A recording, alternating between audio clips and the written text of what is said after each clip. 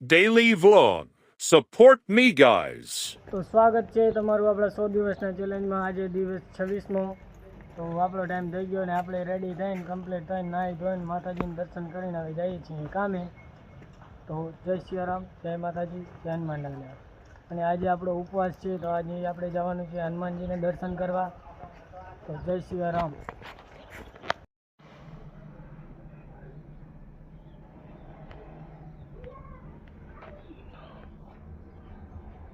તો આપણે હનુમાન દાદાની અગરબત્તી કરી નાખી અને જય સિયારામ બોલી નાખ્યું.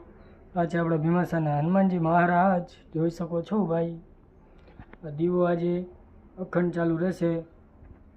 તો જય સિયારામ હનુમાનજી, કમેન્ટમાં જય સિયારામ લખી નાખજો. બધાનું કામ પૂર્ણ થઈ જશે, વિશ્વાસ હશે તો. બાકી જય સિયારામ. જો હું ભેગા ને ભેગા હોય છે. જો આ એક પાણી પીવા જાય તો બીજો જાય. આ જોઈ લો તમારી નજરના સામે સેમ ટુ સેમ પીસ છે હો.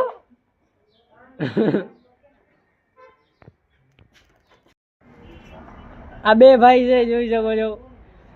20 વર્ષનો છે. હવે એ કેટલા વર્ષનો કમેન્ટ કરી નાખજો જરાક.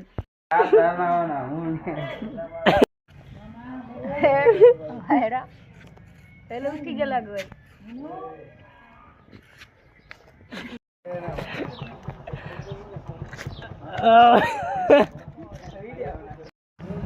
તો hello guys, welcome to my new vlog. તો આ આપણા કારિયાભાઈ છે જોઈ શકો છો. આજે આપણો દિવસ છે 26મો. કાર્યો ભાગી ગયો જોઈ શકો છો. મોટો લગાડે કેમ ભાગે છે, મોટો લગાડતો લગાડતો.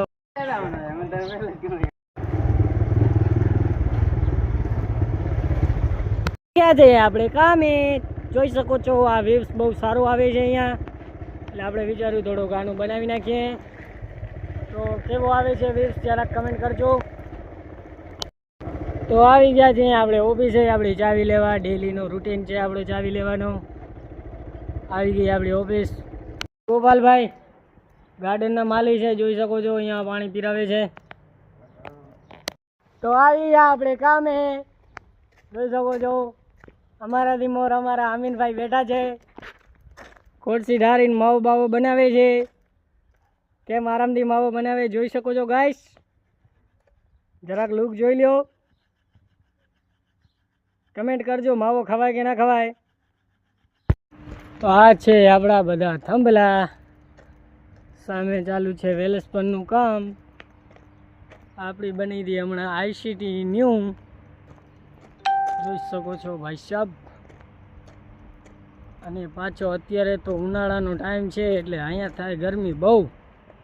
ભૂક્કા કાઢી નાખે ભૂક્કા.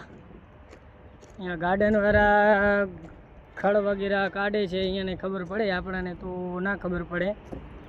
કારણ કે આપણે આવીએ ક્યારેક ક્યારેક. અત્યારે અમે આવીએ છીએ એટલે અમને એમ લાગે તડકો ને ગરમી ને. ચાલ્યા જઈએ છીએ તો બહુ ગરમી થાય. બોલો વિચાર કરો કેટલો તાપ હશે. આ ચાલુ થઈ ગઈ છે કનોહરવાળી. અહીંયાથી આપણે જવાનું છે સીધા સીધા. અને સામે કામ ચાલુ છે વેલેસ્પનવાળાનો. આવા તડકામાં કામ કરે છે. જો આપણે બનાવીએ છીએ ચાય. નાખી દીધી ખાંડ. ખાંડ ઓગળી જાય એટલે પછી નાખવાના છે પછી બોકી. પછી પીવાની આવી જાય મજા. આ અમારા કારિયાભાઈ છે. ચાયની વાટ જોઈને બેઠા હે જોઈ શકો છો ભાઈ. આ બાજુ ભીખા કાકા બેઠા હે.